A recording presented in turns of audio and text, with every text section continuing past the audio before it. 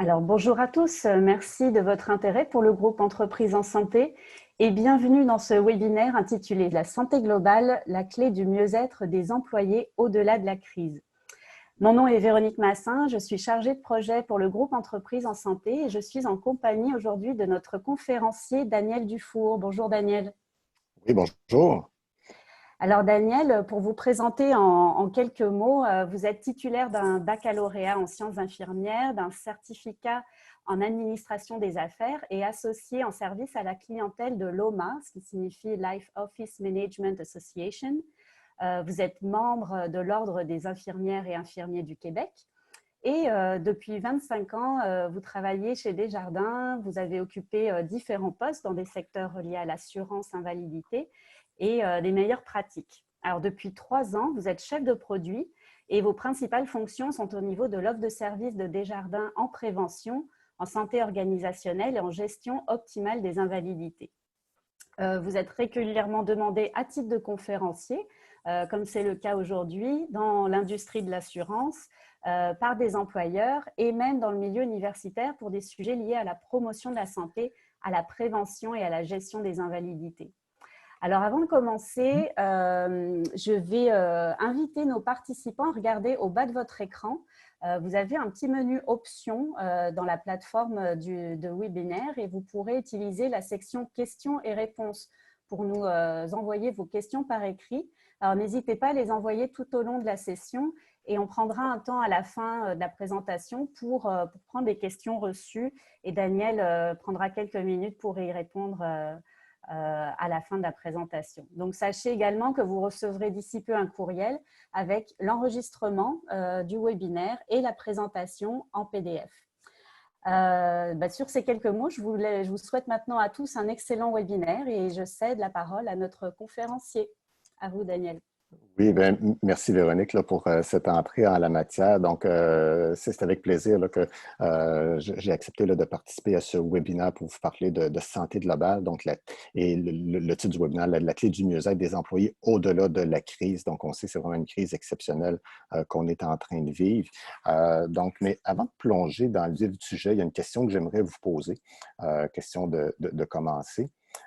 Comment ça va? Hein? Donc, a priori, c'est une question là, qui semble toute simple. Si on était là, ensemble devant une salle, là, on pourrait interagir, mais à distance, c'est un peu plus difficile. Mais il y a quelques semaines encore, chaque gestionnaire pouvait lancer à la ronde lorsqu'il arrivait le matin cette question-là à ses employés, comme un simple bonjour. Mais dans la situation qu'on vit actuellement, cette question ne peut pas rester une simple formule de politesse. Je dirais qu'elle devient essentielle pour établir un contact, même à distance, pour prendre le pouls de nos employés. Donc, c'est vraiment important. Donc, pour ça, elle doit prendre aussi un autre sens, puis je dirais même un triple sens. Donc, comment ça va? Ça veut dire quoi exactement? Donc, on pourrait dire comment ça va physiquement, comment ça va psychologiquement, mais aussi comment ça va financièrement. Ces trois composantes là, du mieux-être, santé physique, santé mentale et santé financière, sont vraiment là, des composantes là, qui sont indissociables. Donc, chez Desjardins, on appelle la culture du mieux-être global ou santé globale cet équilibre entre ces trois composantes-là. Donc, on pourrait faire le parallèle avec les boules d'un pendule. Donc, ces trois sphères interagissent vraiment entre elles. Quand l'une frémit, ben, les autres tremblent aussi. En mai 2018, on a effectué une enquête pour mesurer ces interactions. Parce que plus on comprend l'influence d'une composante sur l'autre, ben, plus on est capable d'anticiper et de planifier la stratégie santé-mieux-être. Donc, je vous présente quelques faits saillants de notre enquête. Donc, je ne rentrerai pas dans tous les détails, mais voici quelques chiffres en bref. Donc, et vous les voyez à l'écran. Donc, 80% des gens qui se disaient en bonne santé physique se disaient aussi capables de bien gérer leur stress financier. Et 73% de ceux qui avaient une bonne santé financière affirmaient aussi avoir une bonne santé psychologique. Donc, jusque-là, ça va. Mais inversement, et c'est là que j'attire votre attention sur les chiffres qui sont en rouge, 43% des gens qui étaient en mauvaise santé physique, donc qui affirmaient être en mauvaise santé physique, affirmaient aussi mal gérer leur stress financier. Et parmi ces personnes-là, 61% des gens qui avaient une situation financière qui était passable ou mauvaise, disaient aussi avoir une santé psychologique qui était fragile. Donc, autrement dit, que ça aille bien ou que ça aille mal, les liens entre les trois sphères sont très forts. Et ça, ben, c'était avant la pandémie. Donc, imaginez avec la pandémie qu'on a vécue. Donc, en mars 2020, le coronavirus il est vraiment venu bouleverser nos sphères pour tous les aspects de notre vie, hein, que ce soit le travail, la famille, les loisirs. En fait, je dirais que personne ne l'a vraiment vu venir. À l'automne 2019, plus particulièrement en décembre, on suivait tous l'évolution de la situation à Wuhan, en Chine. Puis, les autorités de la santé publique du Canada mentionnaient que le risque pour les Canadiens était quand même jugé faible, qu'on avait des bonnes mesures d'hygiène et qu'on devrait être épargné. Mais on réalise là, assez vite que ce n'est pas ce qui s'est produit. Qui aurait pu prédire que 4 milliards d'humains sur Terre se retrouveraient confinés du jour au lendemain? Hein? Je pense qu'il n'y a pas personne qui aurait pu imaginer ça. Donc, tout à coup, on a perdu nos repères. Hein? Les enfants ne vont plus à l'école. C'est la fin des activités sportives. On doit travailler de la maison. On ne voit plus nos amis. Les commerces essentiels ferment. On fait la file aussi pour aller à l'épicerie. Puis certaines denrées ou produits n'étaient plus disponibles ou sont plus difficilement accessibles. Pensez juste au début avec toute la cohue reliée au papier de toilette, comment les gens faisaient des réserves, le pain, les pâtes, la farine, juste pour en nommer quelques-uns. Donc, tout à coup, le monde qu'on connaissait s'effondre, puis il laissait place à une situation vraiment incertaine et il y avait beaucoup plus de questions que de réponses. Donc, parmi celles-ci, par exemple, est-ce que mes parents vont bien? Les légumes que j'achète, est-ce qu'ils sont contaminés? Est-ce que je vais perdre mon emploi? Est-ce que je dois porter un masque? Hein? Il y a eu beaucoup pas sans dire de confusion, mais il y a eu beaucoup là, de choses qui sont dites par rapport à ça. Comment je fais aussi pour voir mon médecin? Hein? Les rendez-vous, il y en a beaucoup qui ont été annulés. Est-ce que je pourrais prendre ma retraite comme prévu, hein, avec tous les gens qui ont perdu leur emploi? Donc, 6 semaines après le début du confinement, la firme de sondage Angus Reid a posé cette question aux Canadiens: comment ça va? Donc, je vais commencer par de la bonne nouvelle d'abord. Il y en a le tiers qui ont mentionné bien se sentir puis arriver à bien gérer la situation. Mais pour les autres, c'est vraiment une autre histoire. Puis on va regarder ça de plus près. Donc, commençons par la santé physique. Donc, on le sait, c'est d'abord au corps que le virus s'attaque en premier. Donc, l'économie a tourné au ralenti pendant plusieurs semaines, mais les maladies chroniques, elles, n'ont pas été mises sur pause. Donc, elles ont juste été, je dirais, là, moins diagnostiquées, faute de pouvoir consulter les professionnels avec tous les rendez-vous non urgents qui ont été annulés ou reportés. On l'a aussi vu dans les urgences médicales, dans les hôpitaux, où il y avait moins d'affluence que d'habitude pour les problématiques qui n'étaient pas reliées à la COVID-19. Donc, on peut supposer que des gens qui avaient certains problèmes de santé qui n'ont pas consulté, ou même dans des cliniques médicales qui n'ont pas eu les suivis appropriés, donc le problème a été reporté. Donc, je dirais, chez nous, chez Desjardins, on s'attend à une recrudescence des invalidités là, dans les mois à venir, probablement même au 3e et 4e trimestre là, de 2020. Un autre impact sur la santé physique, c'est le changement au niveau de nos habitudes de vie. Pendant 2 mois, on a demandé aux Canadiens de rester chez eux. Donc, heureusement, les gens ont quand même, en général, bien répondu à l'appel. Quelques chiffres encore. 63% en ont profité pour passer plus de temps devant la télé. 22% ont joué aux jeux vidéo. Et quand je regarde, je vous dirais, mon ado à la maison, je peux effectivement confirmer qu'il a contribué à faire augmenter cette statistique, mais il n'était pas le seul. Hein. Il y en a beaucoup de jeunes qui se sont retrouvés dans cette situation-là.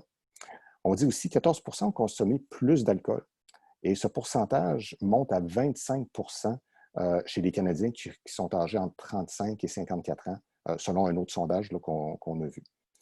Et si on parle du sommeil, avec tous les tracas que ça peut amener, cette situation-là, on dit que c'est 4 Canadiens sur 10 qui affirment mal dormir depuis le début de la crise.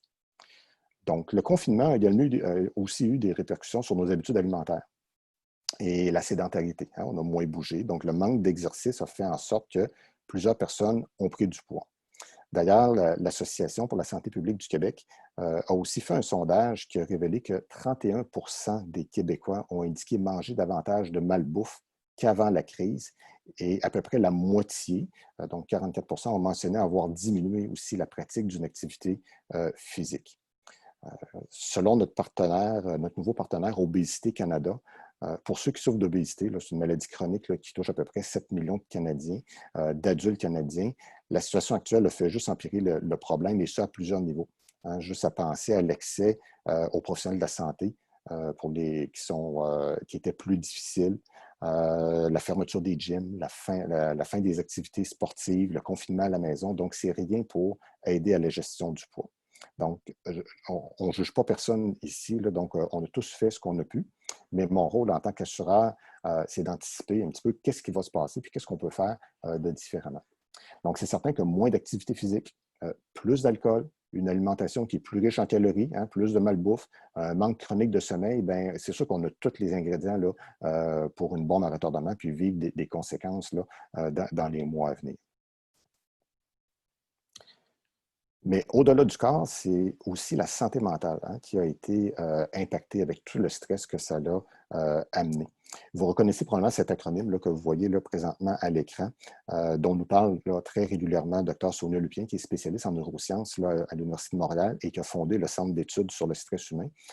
Dr Lupien nous parle des 4 composantes du stress qui sont réunies sous l'acronyme CINE.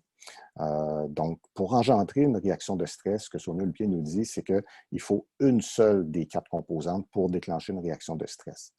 Mais depuis la mi-mars, hein, depuis le début de la crise, toutes les conditions sont réunies. Donc, quand on parle de contrôle faible, c'est vrai qu'on n'a aucun contrôle sur le virus hein, et son développement. Imprévisibilité, bien, avec ce virus, ce qui était valable un jour ne l'est pas nécessairement le lendemain. Hein. Il y a des études qui continuent de se faire. On en apprend pratiquement à tous les jours sur ce virus-là et on va continuer d'en apprendre. Nouveauté, bien, on n'a pas connu une telle crise sanitaire depuis la Première Guerre mondiale et la grippe espagnole qui a sévi entre 1918 et 1920. Donc, ça fait, si on fait un petit calcul simple, là, ça fait à peu près 102 ans. Et on n'était là personne là, pour en témoigner. Donc, quand on parle qu'on a perdu nos repères, c'est quelque chose de vraiment nouveau, on est vraiment dans cette situation-là. Et eux, pour l'ego menacé, bien, certains ont perdu leur emploi ou risquent de le perdre ou leur situation est vraiment précaire. Donc, on voit là, que toutes les conditions sont à peu près réunies. Ça peut varier d'une personne à l'autre, mais ça en prend seulement une pour engendrer une réaction de stress. Donc, tous les ingrédients sont là, pour faire lever la recette. Si vous me permettez, je vais vous parler brièvement de la réponse de l'humain au stress, parce que je pense que c'est important de bien comprendre comment on réagit à ce stress-là et qu'est-ce qui se passe dans notre corps. Donc, vous allez voir, c'est quand même intéressant. Vous en avez sûrement entendu parler, mais juste de se le rappeler là, à très haut niveau. Donc, quelques exemples. Donc, quand on fait face à une réaction de stress, donc peu importe la situation, contrôle, imprévisibilité, nouveauté ou l'ego menacé, bien, nos sens s'aiguisent. Hein? Par exemple, nos pupilles vont se dilater pour mieux voir dans le noir. Notre système cardiovasculaire, bien, lui, va se mettre à pomper plus de sang. Donc, les battements cardiaques vont augmenter pour amener plus de sang là, au niveau de nos muscles et nos organes vitaux. Le système respiratoire aussi va se mettre de la partie pour laisser entrer plus d'air dans l'organisme. Les glandes sudoripare vont aussi s'activer pour faciliter la sudation puis rafraîchir notre corps. Notre corps va aussi libérer de l'énergie. Donc, le gras qui est entreposé dans les cellules graisseuses, puis le glucose aussi qui est produit par le foie, vont être envoyés dans la circulation sanguine.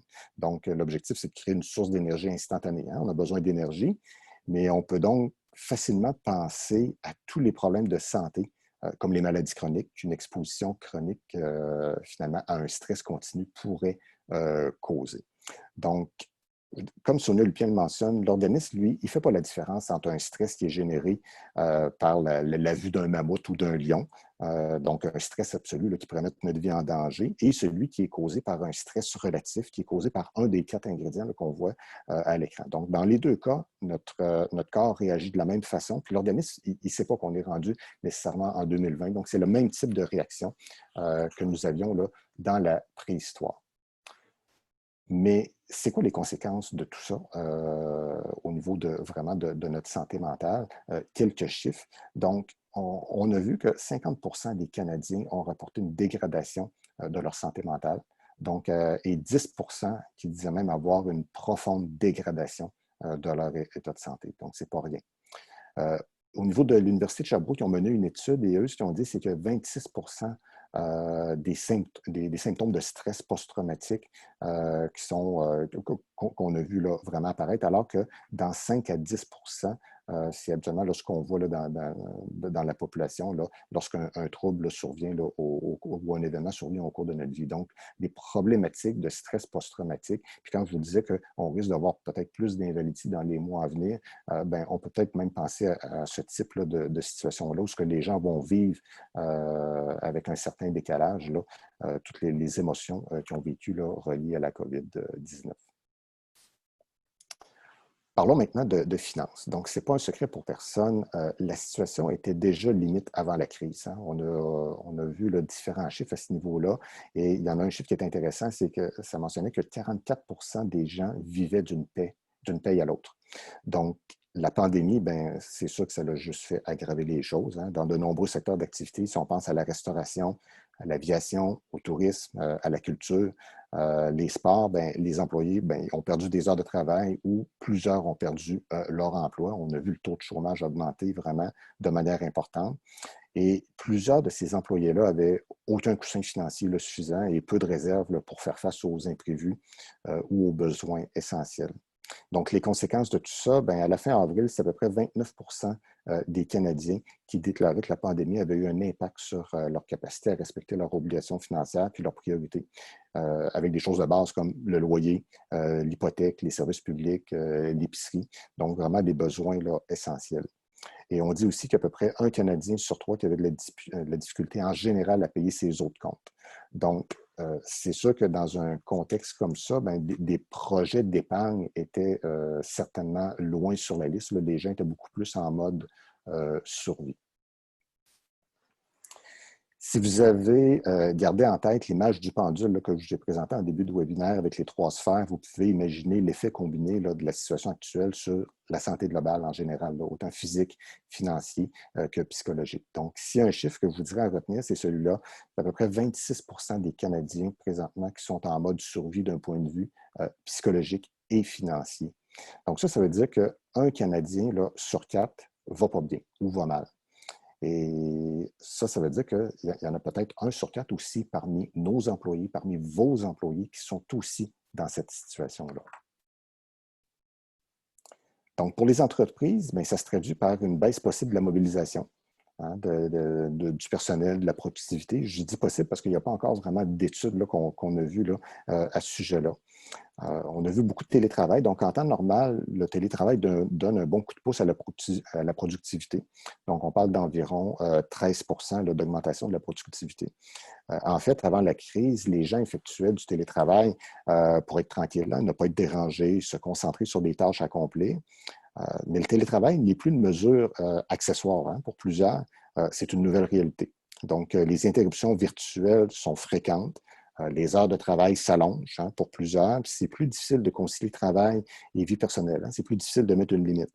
Ceux qui ont des enfants en bas âge, par exemple, bien, ils doivent souvent débuter leur journée de travail plus tôt, hein, avant que les enfants soient levés, poursuivre plus tard le soir ou même des fois les fins de semaine pour arriver à faire leurs heures de travail parce que les garderies ont été fermées. Bon, il y a des enfants qui ne peuvent pas aller à l'école. Il y a plein de raisons. Donc, il faut s'en occuper. Donc, ça amène vraiment des impacts là, au niveau familial. Donc, ça fait 3 mois qu'on n'est plus dans un temps qui est normal. Donc, les employés ont mis beaucoup d'énergie dans leur apprentissage de leur nouvelle expérience, de la résilience. Mais oui, ils ont la tête ailleurs présentement. Donc, il faut s'en préoccuper. Donc, les employeurs ont dû s'adapter à cette nouvelle réalité-là, puis à cette réalité-là auquel on faisait face, puis ils doivent continuer de le faire. Donc, peu avaient des plans de contingence prêts à être déployés en cas de force majeure.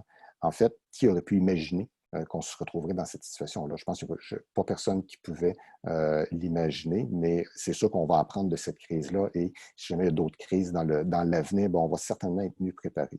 Donc, les employeurs ont dû réagir vite, hein, répondre à chaud à des nouveaux besoins, à des nouvelles attentes de leurs employés. Donc, c'était vraiment le temps d'agir. Le premier de ces besoins-là, ben, c'était des nouveaux outils de travail. Hein. Il a fallu en quelques jours migrer tout le monde du bureau en mode télétravail, en vidéoconférence, avoir des nouveaux outils technologiques. Donc, c'était vraiment des gros défis de formation et d'harmonisation des façons de faire, des procédures de travail. En parallèle, bien, il y a aussi des attentes humaines. Donc, les gens qui étaient coincés chez eux avec leurs enfants, leurs soucis, bien, les employés ont besoin de compréhension puis de flexibilité de la part de leur patron, de leur gestionnaire, que ce soit pour les horaires, les délais, les attentes, etc. Donc, soudain, c'est la compassion qui est devenue la ligne directrice de gestion numéro un qui a été là, émise là, par plusieurs entreprises.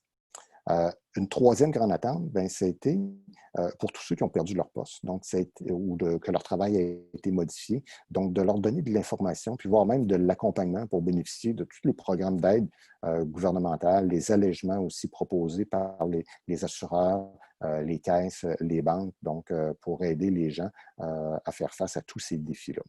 Donc, c'est comme si dans l'urgence, il y a comme un nouveau pacte de confiance qui avait émergé. Donc, on va maintenant regarder c'est quoi le rôle de l'employeur dans cette nouvelle relation-là qui a dû prendre place. Donc, si on revient un petit peu au niveau de la chronologie des événements qui sont survenus puis leur impact sur le mode de gestion, on peut voir 5 grandes phases. Donc, la phase 1, ça correspond à ce qui s'est passé au mois de mars, donc avec la mise sur pause de l'économie puis les mesures de confinement. Donc, souvenez-vous, là, on a fermé littéralement là, le Québec au mois de mars.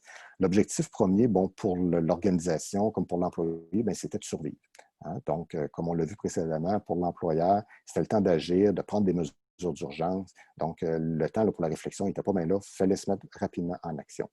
Et dans les communications, ben, l'employeur, c'est sûr qu'il a eu à privilégier la clarté, la transparence, puis bien sûr, je dirais, de l'empathie. Je sais qu'il y a beaucoup d'employeurs qui sont là parmi vous aujourd'hui, puis je suis sûr que vous vous reconnaissez dans les choses que vous avez mises en place. En avril, ben là, on est passé à la phase 2 avec le besoin de sécurité puis de chercher de nouveaux repères.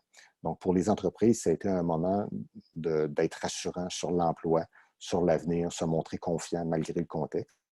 Donc, on a privilégié le travail dans des zones de confort, de talent de l'employé et toujours avec un ton qui est bienveillant.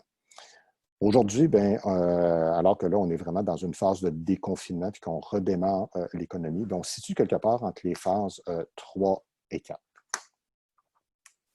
Donc, la phase 3, c'est ce qu'on a observé au mois de mai. Donc, c'est la phase de la reconnexion.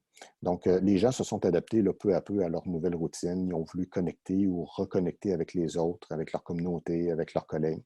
Donc, on a mis en place des plateformes d'échange, des 5 à 7 virtuels. On s'est montré rassembleurs. Le ton des communications était plus léger, plus humoristique, mais toujours empathique. Il ne faut pas oublier que les relations de travail, c'est l'un des 5 moteurs du bonheur en entreprise, hein, du bonheur au travail. On dit que ça compte pour près de la moitié en pondération au niveau de l'appréciation qu'un employé peut avoir de son travail bien avant la rémunération qui représente à peu près le 10 %. Donc, en phase 3, on a vraiment cherché à redémarrer ce moteur-là de motivation, d'appréciation de notre travail et de redonner une certaine vie et un certain esprit d'équipe. En phase 4, là, c'est en ce moment, hein, c'est ce qu'on vit présentement, c'est l'étape du réalignement. Donc, les employés vont se questionner sur leur choix, sur leur façon dont ils ont vécu la crise, sur le soutien qu'ils ont pu aussi avoir de leur employeur. C'est normal, c'est très sain. Ils vont prendre aussi des décisions personnelles, ils vont prendre des décisions aussi professionnelles. Ils vont vouloir s'assurer que leurs valeurs, puis que les valeurs de leur entreprise sont toujours alignées avec les leurs. Il y en a peut-être qui vont même quitter le navire aussi. Donc, pour l'organisation, ça va être l'occasion de réfléchir et de faire évoluer la marque employeur, puis faire émerger une culture qui va être encore plus forte que jamais. Donc, dans les communications, c'est sûr qu'on va privilégier ou qu'on encourage à privilégier l'authenticité, quitte à reconnaître des erreurs qu'on a pu commettre.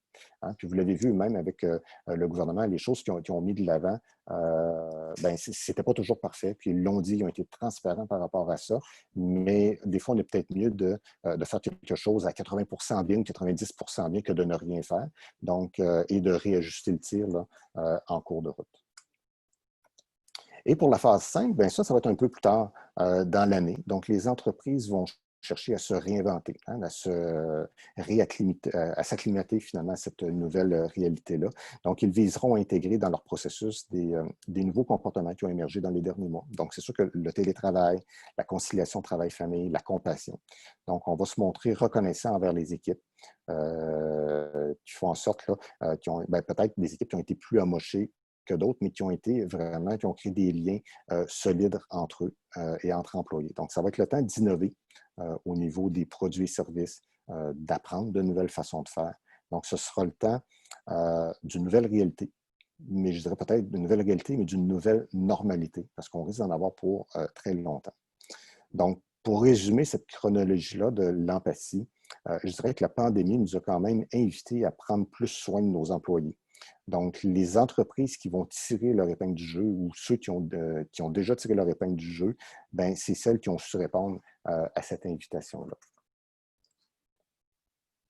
Donc, pour reprendre une expression de Jean-Pierre Brun, qui est un professeur à l'Université Laval et un consultant, c'est une expression qui date de plusieurs années, mais qui m'a toujours bien marqué et je trouve que c'est vraiment inspirant. Donc, il disait qu'il est temps de passer de la gestion des ressources humaines à une gestion plus humaine des ressources. Je pense que ça prend tout son sens là, dans la situation qu'on vit aujourd'hui. Donc, une gestion plus humaine, ça veut dire quoi exactement? Bien, je dirais, première des choses, adopter une culture de mieux-être qui conjugue santé physique, santé mentale et santé financière. Donc, on ne peut plus laisser la santé financière dans l'angle mort. Ça fait vraiment partie de la santé globale. On l'a vu avec les chiffres que j'ai mentionnés tout à l'heure. Deuxième des choses, je dirais aussi faire place à l'empathie dans l'expérience de l'employé et donc aussi dans les pratiques de gestion, parce que c'est très clair qu'il y a vraiment un impact sur la santé de l'employé et les pratiques de gestion. Donc, pour certaines organisations, certaines entreprises, ce virage humain s'est effectué naturellement. L'enjeu maintenant, ben, c'est de continuer, de maintenir le cap à long terme. Donc, on sait déjà que la distanciation sociale et le télétravail, bien, ils sont là pour durer encore une bonne période de temps, encore longtemps, en tout cas du moins jusqu'à temps qu'on ait un traitement et un vaccin. Mais heureusement, je dirais, il y a des solutions. Puis, en tant qu'assureur qui est spécialisé en santé mieux-être des employés, bien, je vais vous en partager quelques-unes. Donc, on dit souvent que l'information, c'est le nerf de la guerre, mais je dirais que la façon de communiquer, c'est le nerf du mieux-être. Hein? Donc, la façon de communiquer, le nerf du mieux-être. Donc, le premier conseil qu'on pourrait donner à ses employés pour aider à mieux aller, bien, c'est de s'informer autrement. Hein? Donc, c'est sûr qu'on peut regarder les nouvelles en continu, mais de les regarder juste une fois par jour, c'est peut-être bien suffisant pour connaître l'essentiel. Pas besoin de rester connecté en continu sur des chaînes d'information qui peuvent être super anxiogènes ou même des fois des sites là, qui peuvent apporter là, des fausses nouvelles, donc avec du contenu là, qui n'est pas nécessairement validé ou authentique. Donc, pour toutes les questions de santé, on peut aussi inciter les gens à privilégier des sources qui sont fiables, comme des sites web là, vraiment qui sont reconnus, leur envoyer des courriels personnalisés ou encore d'inciter les employés à consulter les plateformes santé mieux-être des assureurs qui sont mis à leur disposition. Des fois, ces plateformes-là sont méconnues ou les employés ne savent pas nécessairement qu'est-ce qu'ils peuvent retrouver comme information. Donc, c'est le temps d'en parler et d'amener les employés à consulter ce contenu-là. Donc, ils sont pleines d'articles, plein de conseils. Donc, il ne faut pas hésiter à leur partager l'information, promouvoir le contenu. Puis, je vous dirais, chez Desjardins, on a vu aussi une augmentation de l'utilisation de notre plateforme qui s'appelle À votre santé 360 au début des mesures de confinement. Donc, lorsque les gens commençaient à être confinés, on a vu vraiment un pic là, au début. Donc, ça veut dire que, qu'est-ce qu'on en décode, qu'est-ce qu'on en déduit? C'est que pour nos adhérents, c'était quand même un point de repère. Donc, il y a eu un besoin d'aller chercher de l'information qui était quand même validée et crédible. Donc, il y a beaucoup d'assureurs qui ont aussi multiplié des vidéos puis des webinaires spéciaux là, sur la situation. Donc, un petit peu comme on le fait là, aujourd'hui. Dans notre cas, dès que les marchés boursiers, je vais vous donner un exemple, là, ont chuté, on a aussi produit une capsule vidéo pour rassurer nos épargnants. Donc, on y parlait des meilleures pratiques à adopter, de maintenir le cap aussi sur les objectifs qui étaient fixés et de ne pas prendre surtout de décisions qui étaient hâtives et impulsives. Donc, plusieurs promoteurs ont pris l'initiative de relayer cette capsule vidéo-là auprès de leurs employés parce qu'elle répondait vraiment à un besoin. Hein, les nouvelles rendaient les gens vraiment anxieux sur leur avenir financier, on peut le comprendre, puis ils voulaient avoir un point de vue crédible sur leur situation. Donc, en bout de ligne, notre capsule a été visionnée par des milliers d'épargnants à travers tous nos clients, à travers le pays. Mais ça, c'est juste un exemple. Donc, ça illustre bien que plus que jamais, l'employeur a vraiment un intérêt à promouvoir puis diffuser tous les outils qui peuvent être à leur disposition et fournis par l'assureur. Donc, c'est une façon qui est simple, peu coûteuse pour soutenir et aider les employés à retrouver leur tranquillité d'esprit. Donc, si j'avais un conseil à vous donner et à donner aux employeurs, bien, je dirais de bien s'informer des ressources et des services qui sont à votre disposition. Il y en a plusieurs. Trop souvent, j'entends des choses en me disant, ben, ah, on ne savait pas qu'on avait tel ou tel service, c'est donc bien intéressant. Donc, prenez le temps de bien vous informer. Qu'est-ce que vous avez à l'intérieur de vos régimes d'avantages sociaux, vos régimes d'assurance collective, et vous allez certainement retrouver de l'information très utile là, pour vous en tant qu'employeur et aussi là, pour vos employés. Au-delà de l'information, ben, les employés peuvent avoir besoin d'un coup de main concret aussi pour surmonter une difficulté là, qui est liée à cette crise-là. Donc là encore, l'assureur peut être un partenaire à privilégier parce qu'il y a plusieurs régimes collectifs qui intègrent des programmes de coaching individuel. Donc, je pense notamment à tous les programmes pour soutenir des problèmes reliés aux maladies chroniques, des problèmes de sommeil, des problèmes d'obésité. Beaucoup de nos régimes contiennent aussi ce qu'on appelle un programme d'aide aux entreprises ou un programme d'aide aux gestionnaires qui peuvent être vraiment une aide très précieuse pour les gestionnaires qui ont besoin de soutien, peut-être même pour eux-mêmes, mais aussi pour dans l'approche auprès de leurs employés, donc leur fournir du coaching relationnel pour les aider dans leur gestion au quotidien. Donc, c'est des services qui sont présents, mais de le rappeler aux gens, à nos gestionnaires pour qu'ils puissent bien soutenir nos employés. Et au niveau du volet financier, ben, notre offre de service est aussi une expérience qui est globale et intégrée. Donc, on offre aussi aux épargnants toute l'information, les outils, le service et les recommandations appropriées en fonction de leur situation. Donc, ça permet à chaque épargnant de bénéficier de conseils sur ses besoins, ses projets, sur ses enjeux, bon, qu'est-ce qui le préoccupe. Donc, l'expérience passe vraiment par l'intégration du mieux-être financier dans tout le parcours de l'adhérent et de l'épargnant. Donc, je parlais vraiment là, des trois composantes physiques, psychologiques et financières. Donc, il faut vraiment les intégrer. Donc, l'industrie, c'est sûr qu'en général, là, ont développé différents programmes là, de mieux-être. Donc, c'est sûr que ces programmes-là, ça va être, je dirais, très utile pour accompagner vos employés. Donc, il faut s'en servir. Donc, en tant qu'employeur, donc je le redis à nouveau, restez à l'affût, informez-vous de ce qui est disponible, qu'est-ce que vous pouvez utiliser. Il y a beaucoup de choses qui, des fois, sont incluses sans frais additionnels là, dans vos régimes et ça peut très bien s'inscrire dans votre stratégie d'entreprise et vos plans de continuité. Dans le même ordre d'idée, je vous dirais qu'il y a toute une série de nouvelles options technologiques là, qui peuvent être déployées pour la santé des employés. Quand on pense à la télémédecine, qui permet de consulter là, un professionnel de la santé bon, à partir d'un téléphone, d'une tablette, là, pour tout problème là, qui est non critique, c'est vraiment quelque chose qui est très apprécié. Donc, à venir jusqu'à maintenant, c'était quand même quelque chose, ben, ça fait un petit bout de temps là, que c'est lancé, mais l'utilisation était quand même marginale.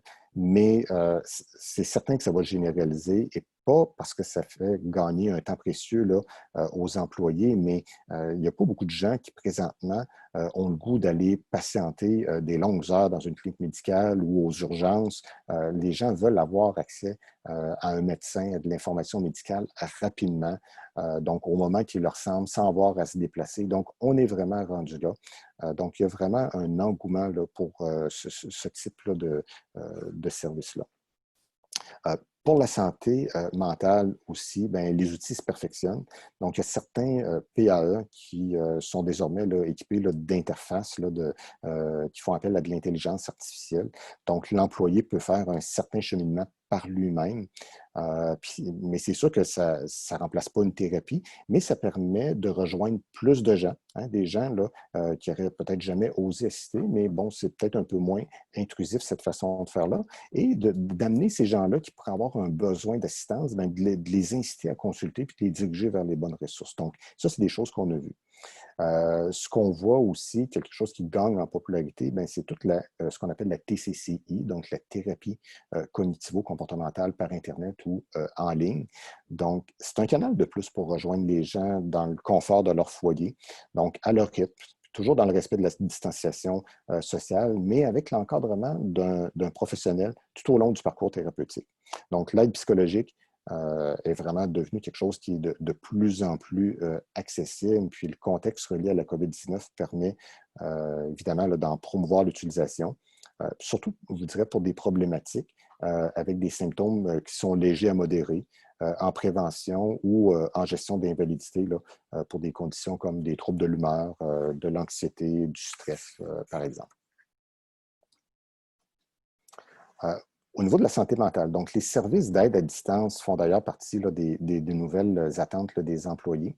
Il y a une étude récente sur le sujet qui a montré que 62% des Canadiens étaient prêts à utiliser la téléconsultation pour avoir du soutien en santé mentale. Puis avant la crise, c'était à peu près 40%. Donc, c'est comme si le contexte avait fait fondre une grande partie des résistances que les gens pouvaient avoir sur ces nouvelles technologies-là. Puis, pour les employeurs, c'est vraiment une belle opportunité à saisir. Donc, les outils technologiques sont disponibles, puis ils peuvent être offerts aussi dans les régimes collectifs. Donc, c'est vraiment le temps de s'informer et d'en profiter, puis de regarder ce qui convient le plus à chacune de vos situations. Puis vous avez peut-être, je parlais de cette étude-là, mais il y a un article qui est paru hier dans la presse où on faisait référence à un sondage qui a été mené par l'Association médicale canadienne. Puis les chiffres vont exactement dans le même sens. On y rapporte vraiment que les Canadiens, en général, ils ont vraiment un engouement pour la télémédecine, puis on peut le comprendre. Mais communiquer, je dirais, ça fait aussi partie des solutions, donc je l'espère. C'est vraiment à la base, hein? C'est à la base de la communication, mais à condition, je dirais, de communiquer autrement. Donc, on s'entend, l'employeur, c'est pas un psychologue, c'est pas un thérapeute pour les employés, mais dans le contexte actuel, c'est sûr que le gestionnaire et l'employeur va être d'un soutien moral pour ses employés, puis il doit développer aussi un nouveau mode de communication qui va être axé sur l'écoute. Hein, il doit être à l'écoute des besoins, des attentes, des préoccupations de ces gens, de son personnel. Donc, poser la question « Comment ça va? » au début d'un appel ou au début d'une rencontre, c'est bien. Mais écouter la réponse, c'est encore mieux. Puis pas seulement avec ses oreilles, mais aussi avec ses yeux, je dirais, avec son cœur. L'idée, c'est de sortir, finalement, se sortir de nos antennes pour être capable de déceler aussi des signes précoces ou des signes avant-coureurs qui pourraient laisser présager qu'une personne va moins bien ou qu'elle se retrouve en détresse. Donc, par exemple, est-ce que mon employé a l'air négligé? Est-ce qu'il a l'air fatigué? Est-ce qu'il met plus de temps que d'habitude à répondre à ses courriels? Est-ce qu'on voit finalement, au niveau du respect de ses échéances, certaines problématiques à ce niveau-là? Est-ce qu'on voit qu'il commet des erreurs? Est-ce qu'il est plus irritable? Est-ce qu'il est plus agressif? Est-ce qu'il est plus silencieux? Donc, c'est toutes des questions qu'on peut se poser, puis des choses qu'on peut vraiment observer de différentes façons. Donc, je dirais qu'en tant que gestionnaire immédiat au niveau de vos employés, soyez attentifs à tout changement au niveau de l'attitude et du rendement de votre employé. Puis, si c'est le cas, c'est possiblement parce que votre employé va avoir besoin d'aide. Donc, soyez à l'écoute. Puis, connaissez aussi les services qui sont à votre disposition pour le référer vers les bonnes ressources. Donc, ce n'est pas le rôle du gestionnaire d'agir en thérapeute, d'agir en psychologue, mais d'être capable de déceler justement ces signes avant-coureurs-là, de voir y a-t-il des situations où l'employé voit moins bien et finalement de l'accompagner et de le diriger vers les bonnes ressources. Donc, communiquer, c'est aussi maintenir des relations puis des interactions sociales entre les membres de l'équipe. Donc, c'est provoquer des rencontres aussi virtuelles qui vont être informelles, hein, des cafés-causeries le matin, par exemple. Ça peut être une bonne idée ou à un autre moment de la journée. Ça peut être d'échanger sur une recette qu'on vient de faire, des idées de bénévolat, parler de nos passions. Hein? Qu'est-ce qu'on va faire dans nos journées de congé pour se changer les idées, dans nos vacances? Partager qu'est-ce qu'on va faire aussi comme activité physique pour maintenir la forme puis maintenir un équilibre au niveau de notre santé. Donc, je dirais que bref, là, c'est communiquer, c'est aussi être bienveillant, donc être attentionné au niveau de nos employés. Donc, un peu comme je mentionnais, c'est sûr que les gestionnaires sont porteurs de cette approche de mieux-être-là. Mais le succès tient aussi à l'adhésion, évidemment, de la haute direction. Hein, c'est une question de culture et à l'enrichissement des pratiques organisationnelles. Comme je mentionnais tout à l'heure, il y a vraiment un lien entre les pratiques organisationnelles et la santé des gens. Fait que vous allez dire, de quoi s'agit-il? Essentiellement, je pense que c'est d'injecter une bonne dose d'humain et de chaleur dans la gestion qu'on fait là, auprès de nos gens et de nos affaires. Donc, je m'explique. Même s'il y a de plus en plus d'employés qui sont de génération plus jeune, hein, de génération Y et même les Z là, qui viennent de rentrer là, sur le marché du travail, ben, les organisations en général, ce qu'on voit, il y en a beaucoup qui sont restés accrochés aux façons de faire des baby boomers et des X. Hein, j'en suis un X. Là, donc, ce qui nous caractérise, nous, cette génération-là, ben, c'est beaucoup l'hiérarchie, hein, les objectifs, la performance, la stratégie, le sens du devoir. Donc, c'est très vertical tout ça.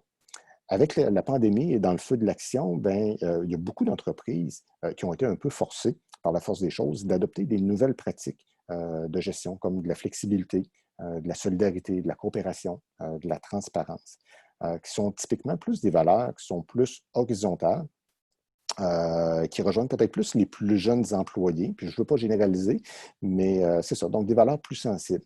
Donc, on entend souvent là, des jeunes, là, quand ils vont parler, ils vont utiliser beaucoup des mots comme ah, ben c'est cool, c'est chill. Donc, quelque chose de plaisant, d'agréable, se détendre, passer du bon temps. Donc, je pense que l'aspect de cette horizontalité-là va prendre là, plus d'ampleur. C'était peut-être plus dans les tiroirs, c'était peut-être plus caché, mais avec la situation actuelle, bien, possiblement que ça va accélérer son déploiement. C'est peut-être sans doute un des côtés positifs là, de la pandémie, c'est d'avoir introduit un cœur là, dans le cerveau des entreprises, là, si je peux dire. Donc, j'aime cette image du pain là, qu'on prépare à la maison hein, avec les enfants ou une bonne bouffe en famille. Donc, il y a quelque chose de rassurant là-dedans.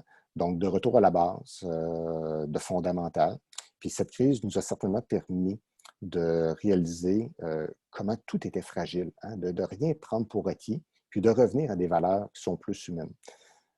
Je dirais que pour conclure ce webinaire, j'aimerais dire que c'est le concept de mieux-être global ou de santé globale qui doit être priorisé dans l'évolution des avantages sociaux puis des régimes d'assurance collective. Ça devrait être au cœur vraiment des plans d'affaires des entreprises avec des valeurs comme la bienveillance puis la coopération. Donc, dans la situation actuelle, ce nouveau modèle-là, ben, je pense qu'il s'impose de lui-même. Dans l'urgence, les organisations n'ont pas eu d'autre choix que de prendre soin finalement de la santé de leurs employés au niveau physique, mental, mais aussi de leur santé financière. Ils n'ont pas eu d'autre choix que de modifier les pratiques organisationnelles puis de pétrir hein, cette nouvelle façon de travailler ensemble dans un esprit de collaboration et aussi de coopération.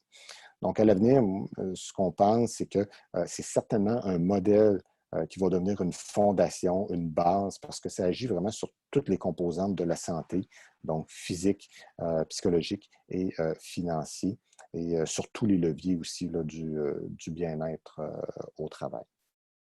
Donc, je vous remercie là, pour votre attention. Donc, on serait rendu, là, je pense qu'il nous reste encore quelques minutes, je regarde là. Oui, donc on pourrait là, certainement prendre quelques questions. Oui, effectivement. Merci beaucoup, Daniel. Merci pour ce webinaire très riche en contenu, en bonnes pratiques, très, très intéressant.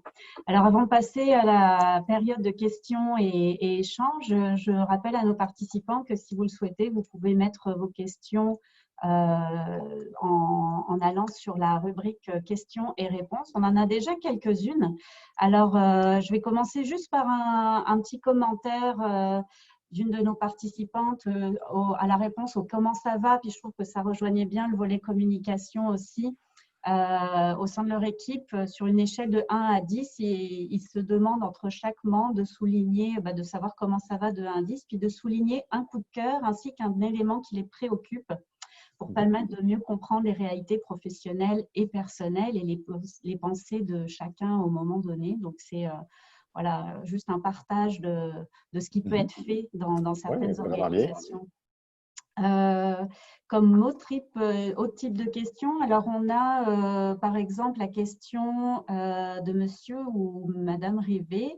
Quoi faire si une étape du management de l'empathie n'a pas eu lieu dans une organisation? Donc, je trouvais que ça faisait bien le lien avec le commentaire précédent. Oui, ben, je pense que s'il y a une étape là, qui a été sautée, c'est sûr qu'il faut y revenir, mais il faut voir vraiment comme c'est quelque chose d'évolutif. Donc, ce que j'ai présenté, c'est pas nécessairement toutes les entreprises qui vont le vivre nécessairement au même rythme. mais je pense que ça fait quand même partie de certaines étapes là, auxquelles là, les entreprises vont devoir faire face. Puis je ferai le parallèle un peu avec les étapes d'un deuil. Hein. Lorsqu'on perd un être cher ou qu'on vit une déception dans la vie, ben, dans un deuil, il y a quand même 7 étapes. Là. Ça commence toujours avec un choc, une phase de déni, de colère, etc., de tristesse, mais à la fin, finalement, ça se termine avec une phase ben, d'acceptation, entre guillemets, et de résilience. Donc, on rebondit. Donc, c'est un petit peu la même chose là, qui va se passer selon le rythme de chacune là, des entreprises. Mhm. Alors, une autre question, vous aviez mentionné que 50% des Canadiens rapportent une dégradation de leur santé mentale. Que faire pour identifier les signes avant-coureurs d'une aggravation de la situation? Parce que c'est vrai que beaucoup ont été touchés par ces problèmes de santé mentale, mais quelle est la limite et comment on décèle ces signes-là? OK. Ben, c'est vraiment une bonne question. Puis, c'était une question, quelque chose qu'il fallait se préoccuper même avant hein, la crise, mais ça prend encore toute son importance présentement parce qu'il y a beaucoup de gens qui sont vraiment en télétravail, qui sont à la maison. Donc, on n'a pas le contact hein, au quotidien avec ces gens-là. Donc, comment faire pour identifier, comme je parlais tout à l'heure, de certains signes avant-coureurs? Donc, je pense que l'idée, là, c'est vraiment d'être attentif à tout changement hein, de comportement, changement d'attitude. Donc, poser des questions, être en mode écoute. Donc, de sortir parfois là, des sentiers battus, puis d'y aller avec des discussions qui vont être un peu plus informelles, de parler de la vie personnelle des gens, sans rentrer dans trop de détails, mais de s'informer. Donc, avoir de la considération, d'être bienveillant. Je pense que c'est vraiment ça qui est la clé, mais de maintenir une communication qui va être régulière avec les employés. Puis s'il arrive quelque chose, bien, de ne pas hésiter à s'en préoccuper, de dire, bien, on dirait que ça semble moins bien aller. Sache que je suis là pour toi. Voici que, bon, les ressources qui sont à disposition. Si la personne a besoin d'un programme d'aide ou quoi que ce soit, ou de l'information au niveau de ses finances, bien, de la diriger vers les bonnes ressources. Puis au niveau des finances, j'aimerais peut-être juste ajouter un point là, que je n'ai pas mentionné dans le webinaire, mais on entend souvent parler que la santé mentale, c'est tabou. Mais la santé financière, même à certains niveaux, c'est peut-être même encore plus tabou parce qu'il y a combien d'employés qui vont aller voir leur gestionnaire et dire Hey boss, ça ne va pas bien financièrement, j'ai de la misère à payer mes dettes ou quoi que ce soit. Donc, ce n'est pas nécessairement un réflexe que les gens vont avoir d'en discuter avec leur gestionnaire. Donc, il faut vraiment être à l'écoute puis d'être capable de déceler tous les changements là, vraiment de comportement ou d'attitude. Mais parlant de santé financière, justement, une autre question, c'est inclure la santé financière dans la stratégie santé mieux-être. C'est un peu une révolution. Hein. Ce n'est pas forcément le sujet qui vient même naturellement de prime abord à l'esprit. Alors, comment les entreprises peuvent s'y préparer? On a l'impression qu'il y a beaucoup de stratégies qui ont été discuter, amener dans les webinaires, des groupes de discussion sur plein de sujets. Mais alors, la santé financière, on ne sait peut-être pas trop comment s'y prendre. Oui, ben, effectivement, puis il faut le voir vraiment comme la santé financière comme étant, tu sais, il y a trois pendules hein, tu sais, au niveau de la santé physique, psychologique et financière, puis il y a vraiment des interactions et des interrelations entre ces trois composantes-là. Donc, oui, il faut s'en préoccuper. Donc, on peut, tu sais, en tant qu'employeur, tu sais, inclure dans nos régimes différentes choses par rapport à la santé de la personne au niveau physique, au niveau psychologique, comme rembourser des frais d'activité physique, avoir des activités pour promouvoir la santé des gens, mais de penser aussi à toute l'éducation financière, je vous dirais, hein, amener les gens à dire, bien, regardez, là, dans la situation qu'on vit actuellement, d'avoir des capsules au niveau de l'éducation financière, je pense que c'est des choses là, qu'on peut facilement mettre en place. Il y a beaucoup d'outils qui sont à la disposition là, des employeurs là, par les assureurs à ce niveau-là. Donc, c'est vraiment de les utiliser et de s'en préoccuper. Donc, je pense que c'est d'avoir dans la stratégie qu'on met de l'avant, de toujours penser au niveau des trois composantes physiques, psychologiques et financières, parce qu'en bout de piste, c'est la santé de la personne qu'on va vouloir prendre en considération. Oui. Alors, une autre question sur dans un autre domaine. Alors, je vais lire le commentaire, c'est un commentaire qui se termine par une question. Vous avez mentionné que le réalignement pendant le confinement amènerait certains employés à quitter le navire, entre guillemets. Mais en cette période où justement beaucoup de foyers se retrouvent en situation précaire financièrement, soit par la baisse des revenus de l'un ou de deux membres du ménage, Mhm. est-ce qu'il n'y a pas plus de risque de dissonance entre les résultats de la réflexion menée pendant le confinement, on a eu le temps de penser à ses valeurs, à ses objectifs de vie, et les besoins primaires que le salaire permet de satisfaire. Donc cette personne dit, j'ai le sentiment qu'une grande majorité de personnes connaîtra encore plus ces valeurs tout en ayant moins d'opportunités de les aligner avec un emploi. Ouais. Alors c'est une réflexion intéressante. Et puis à cette réflexion-là, il y a une question qui va un petit peu avec, si je la retrouve. Voilà, pensez-vous que le monde du travail a définitivement changé de manière positive et durable? Oui. Ben, moi, j'ai tendance à dire que oui, je pense que le monde du travail va changer de manière positive. Là. Je pense qu'il faut regarder ça sous l'angle positif. On a tous été là, euh, ébranlés par cette situation-là, mais on a vu comment plein d'entreprises, de belles initiatives qui ont vraiment été mises de l'avant dans le feu de l'action avec très peu de temps pour réagir. Puis, tu sais, comme je disais, je pense qu'il y en a pour beaucoup d'entreprises, ça a été de faire un retour à des valeurs vraiment humaines, des valeurs de base, d'entraide, de solidarité. Puis je pense que ça l'a vraiment démontré. Les entreprises qui ont fait ça, ils ont réussi à rebondir, à innover. Hein. Il y a plein de bels exemples d'entreprises là, qui se sont mis, si on pense juste là, des entreprises qui ne faisaient pas de désinfectants à main, hein, qui étaient dans d'autres secteurs d'activité, puis qui se sont dit, bien là, on peut changer nos façons de faire. D'autres compagnies qui se sont mis à faire de l'équipement de protection alors qu'ils n'en faisaient pas avant. Donc, c'est juste quelques exemples qui montrent que je pense qu'il y a eu des belles initiatives et je pense que ça va quand même être positif et ça va nous ramener à des valeurs plus de base, des valeurs plus humaines. Hmm. Alors, une autre question, Daniel. Vous avez parlé de télémédecine et de téléconsultation. Dans le contexte actuel, est-ce que ces services à distance devraient être systématiquement inclus, vous pensez, dans les régimes d'assurance collective? Est-ce que c'est devenu l'indispensable dans notre nouvelle réalité? Bien, c'est certain. Puis comme on l'a vu dans le sondage, il y a un engouement vraiment hein, pour les Québécois, les Canadiens par rapport à ce type de service-là. Puis je pense que la crise actuelle qu'on a vécue a démontré qu'il y avait vraiment un réel besoin. Donc, je pense vraiment que dans les régimes d'assurance collective, il va falloir que les promoteurs de régime, que les employeurs se posent vraiment la question, qu'est-ce qu'on veut vraiment offrir pour faire une différence au niveau de l'expérience employée. Donc, des services qui vont pouvoir apporter vraiment une réelle valeur ajoutée. Donc, c'est vraiment de se questionner. Et c'est sûr que ces produits-là, donc, on voit que ça répond à un besoin et qu'il y a vraiment là, un retour sur investissement, mais aussi une valeur sur investissement. Donc, ce n'est pas juste une question de finances, mais c'est une question aussi de valeur sur investissement. Puis je pense que c'est important de le prendre en considération. Donc, de là, est-ce que c'est la solution, ça va être de le mettre de manière automatique dans le régime? Je pense que c'est à chaque employeur et à chaque promoteur de bien évaluer leurs besoins avec l'ensemble des autres services qu'ils ont, mais de se poser au moins la question de dire, bien, qu'est-ce qu'on veut offrir puis comment on peut faire une différence là, pour nos employés, puis de faire les choix là, en conséquence. Hmm. Très bien. Alors, je prends les questions comme elles viennent. On en a encore quelques-unes. Il nous reste, oui, on a encore le temps pour en prendre encore. Alors, on revient peut-être sur la santé mentale, santé psychologique des employés.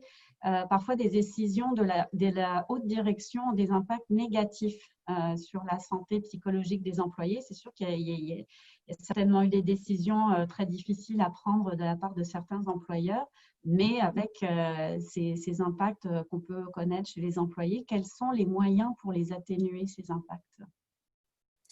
Bien, c'est sûr que s'il y a eu des impacts là, bon, qui ont été causés là, par des décisions de la haute direction, tu sais, comme vous disiez, c'est sûr qu'il faut quand même que tout l'aspect de culture vienne de la haute direction. C'est sûr que les gestionnaires de premier niveau peuvent bien faire ce qu'ils peuvent, mais il faut quand même qu'il y ait une culture là, qui parte vraiment d'en haut, qui soit supportée par la haute direction. Mais si jamais, bon, il y a des choses qui sont produites qui fait en sorte que bon, c'est plus difficile à vivre, mais je pense qu'au moins à la base, de revenir, comme je mentionnais, à des bases fondamentales, tu sais, comme la communication, des valeurs plus humaines. Donc, se préoccuper vraiment de nos employés, être à leur écoute, voir vraiment bon, qu'est-ce qui pourrait répondre à leurs besoins, s'adapter à cette nouvelle réalité-là. Je pense qu'en bout de piste, c'est vraiment comme ça que l'entreprise va sortir gagnante, puis que les employés vont être finalement plus mobilisés, puis qu'ils vont avoir le goût de travailler pour leur gestionnaire et leur entreprise. Hmm. Puis vous le disiez tout à l'heure, la transparence, la communication, enfin, c'est des choses…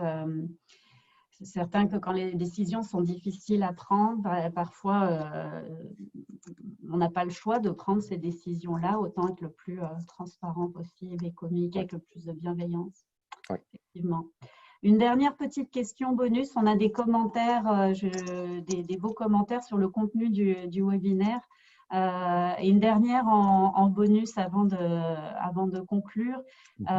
Qu'est-ce que fait Desjardins pour promouvoir la pratique d'activité physique chez ses employés, par curiosité?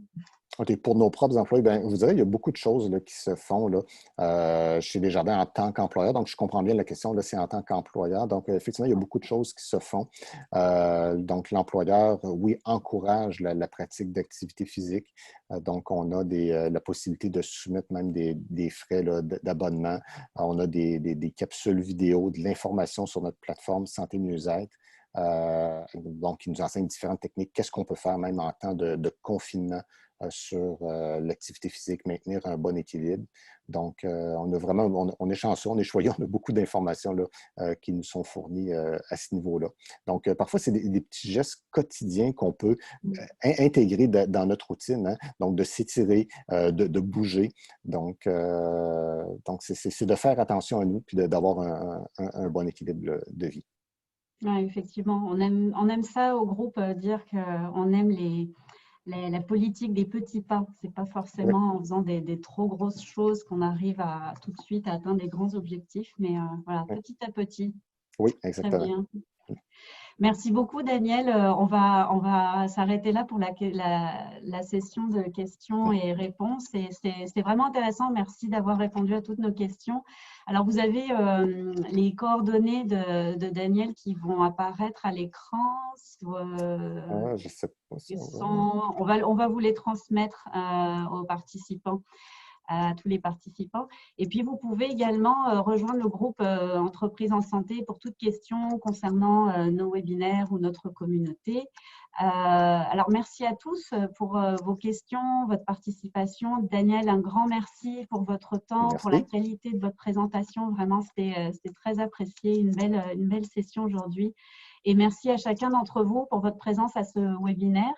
Alors, avant de vous quitter, voilà, je vais prendre quelques instants pour remercier nos partenaires dont les logos apparaissent à l'écran. Donc, Desjardins en fait partie depuis un certain temps déjà. Et puis, sans l'implication de tous ces partenaires, il serait difficile au groupe de réaliser tous ces projets. Donc, un grand merci à eux. N'hésitez pas à communiquer avec nous pour toutes vos questions. Et je vous souhaite à tous une très bonne journée. Encore merci, Daniel, et à bientôt. Merci à tous. Bonne fin de journée.